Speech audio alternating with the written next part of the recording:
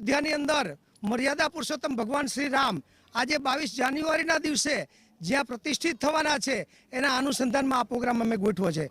અમે ગઈકાલથી 21 તારીખે બપોર પછી બહેનોએ સખી મંડળની અંદર સરસ મજાની ધૂન બોલાવી અને રમઝટ વગાડી અને ભગવાનને રાજી કર્યા। આજે સવારની અંદર અમે પહેલા શરૂઆતમાં ધૂન કરી છે, 3 કલાકનો જપ યજ્ઞ કર્યો છે। જપ યજ્ઞની સાથે સાથે ભાઈઓ અને બહેનોએ દરેક રાસની રમઝટ વગાડી છે અને ખૂબ ભગવાનને રાજી કર્યા છે। એની સાથે ગઈકાલે રાત્રે સાંજે ઘરે ઘરે બધાને ત્યાં આંગણામાં દીવા કર્યા છે, રંગોળી પૂરી છે।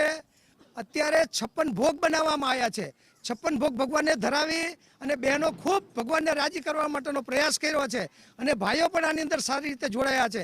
અમારા યુવાન મિત્રો જે છે એ બધા સાથે મળી અને અમે આ પ્રસંગને ઉજવો છે। અમે મહાઆરતી જ્યારે અયોધ્યાની અંદર થવાની છે એની સાથોસાથ અમે આ મહાઆરતીનું આયોજન ગોઠવેલું છે। ત્યાં અત્યારે હાલમાં જે લાઈવ પ્રોગ્રામ આવે છે, માનનીય આપણા દેશના વડાપ્રધાન શ્રી નરેન્દ્રભાઈ મોદી જે પૂજામાં બેઠા છે અને આ કાર્યક્રમ જે ચાલી રહ્યો છે અયોધ્યામાં, એ પણ અમારા ભક્તજનો બધા અહીંયા બેઠા બેઠા સાથે નિહાળી રહ્યા છીએ।